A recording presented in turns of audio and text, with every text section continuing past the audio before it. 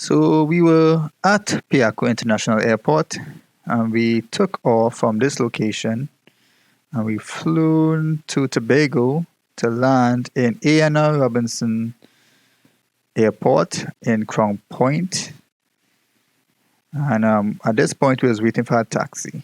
But our plan was to go Argyle Falls, but it took some time to get a taxi, and timing was limited because I was planning to go Argyle Falls for the morning period between, I think it was 8 hours the flight to 12, and then we would go to this area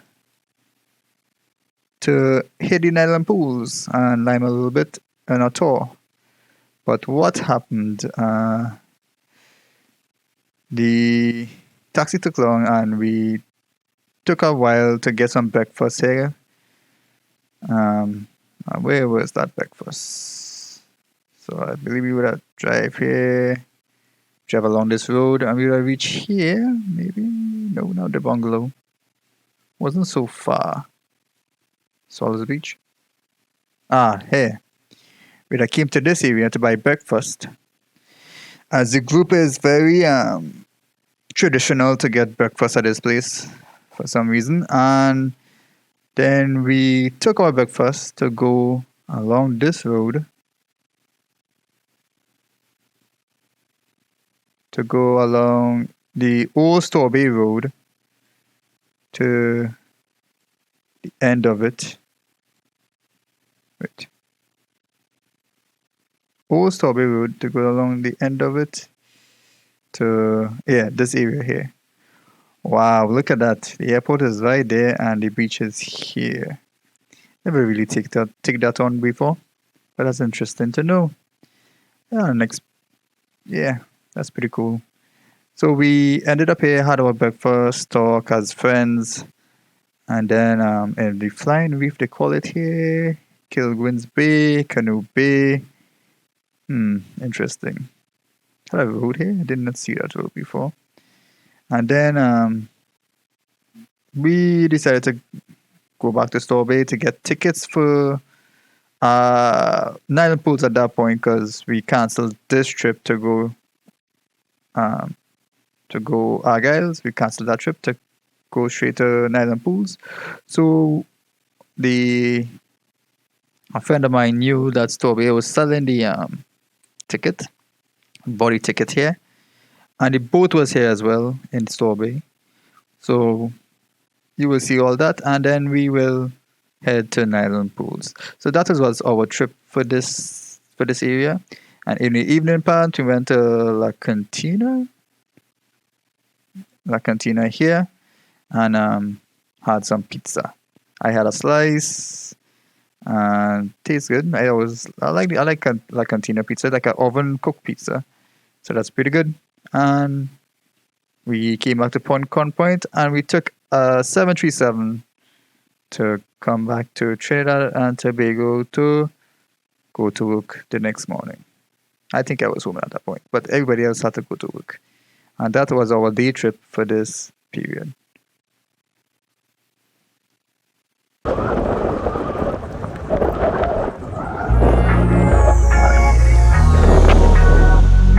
Oh, this is the whole river.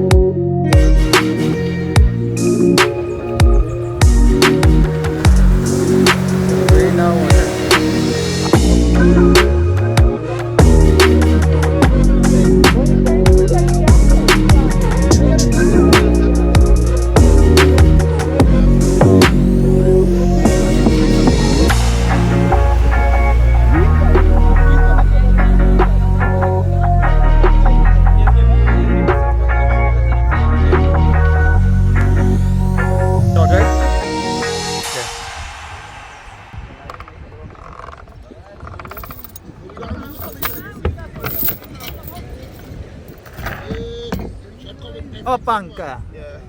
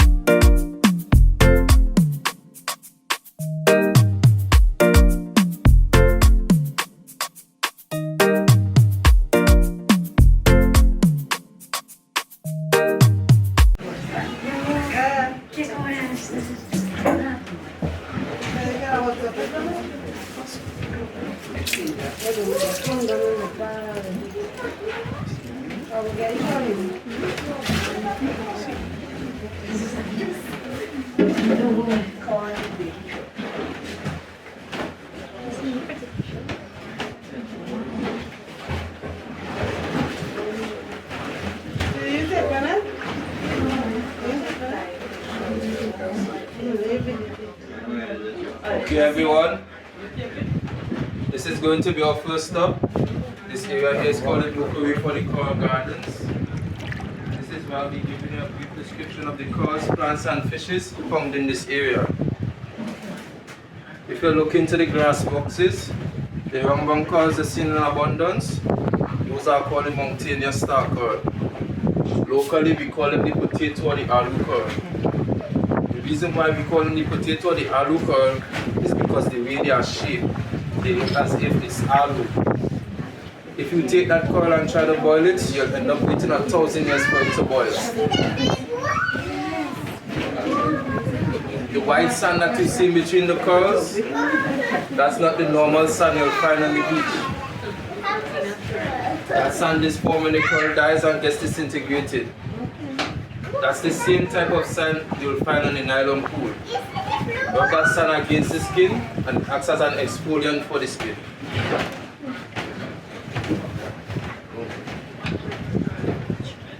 The mustard looking corals with the white tips, those are called the fire coral or the stinging coral. If you get into contact with that coral, it burns and blisters the tender parts of the skin from 5 minutes to an hour. Looking at the sand, if you're lucky to see two eyes look right back at you, that's normally a stingray. What they do, they bury themselves beneath the sand, hiding themselves from their prey. The long waving corals you see there waving at you, those are called the sea whips or the sea begonians. Locally, we call them the dead man's fingers. The reason why we call them the dead man's fingers is because the way they move with the flow of the current, it looks as if fingers are waving at you. You see that fish there? That's the French angelfish. What it does, it comes next to the glass box, feeding off the algae of the glass box.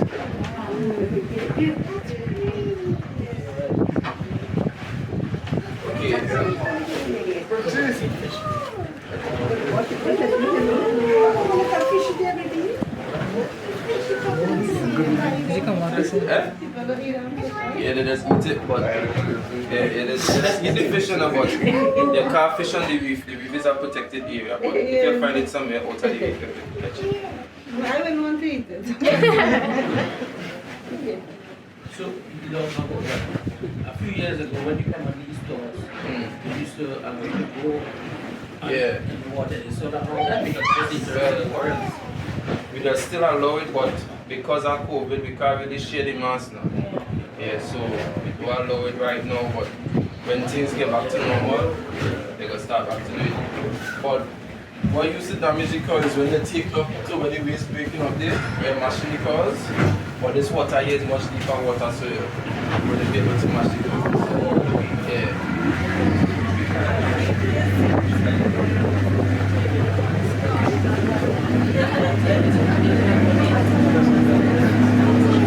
See this spotted and rectangular fish?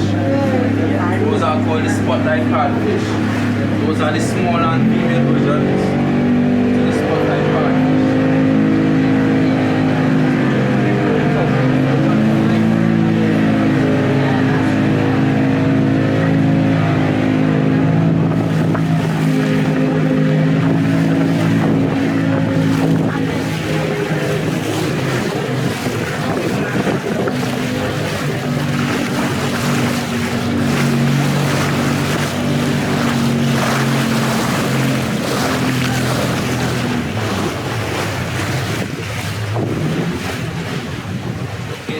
reason why you don't see much of the fishes from on top of the vessel is because the shadow of the vessel scares the fishes away.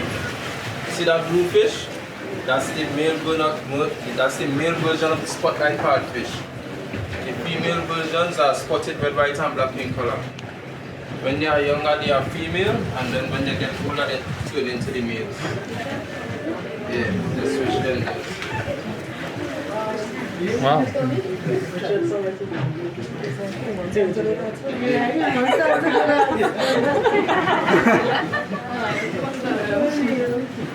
The long waving corals, you see they're waving at you, those are called the sea whips or the sea gorgonians. Locally, we call them the dead man fingers. The reason why they call them the dead man fingers is because the way they move in the flow of the current, it looks as if fingers are waving at you. What they are doing, they are saying, hi, welcome to Tobago. If you are lucky to see a small group of yellow fishes, those are called the French grunts. When you're next to them in the water, you'll hear them making a grunting sound. That's where they get the name from. You see those fishes with the black dot to its tail? Yeah. Those are called the four-eye butterfly fish. See that blue fish? The fish with the blue fins? Those are called the jewel damsel fishes, or the fighter fishes. When you're next to the corals, they'll come nibbling at you. That's their way of protecting their food.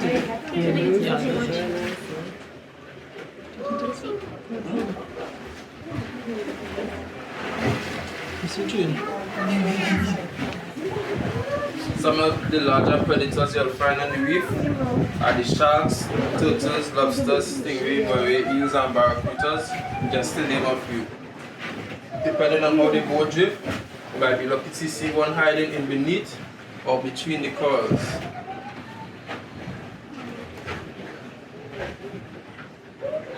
The mustard corals with the holes on top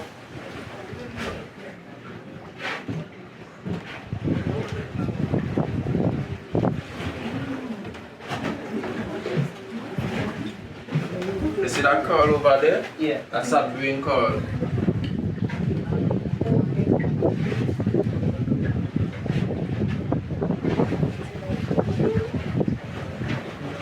Okay, so if you're lucky to see the mustard coral with the holes on top, looking like SpongeBob, those are called the yellow tube sponge. What they do, they act as a filter for the reef. Each day they take in gallons of water, taking the nutrients from the water, releasing the water right back into the ocean. If that coral is broken, it can regenerate or reattach its broken piece.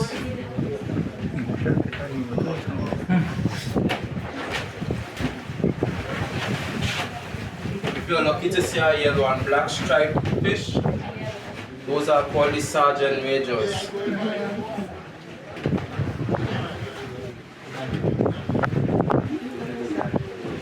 That's the spotted parrotfish, spotlight parrotfish, the female versions.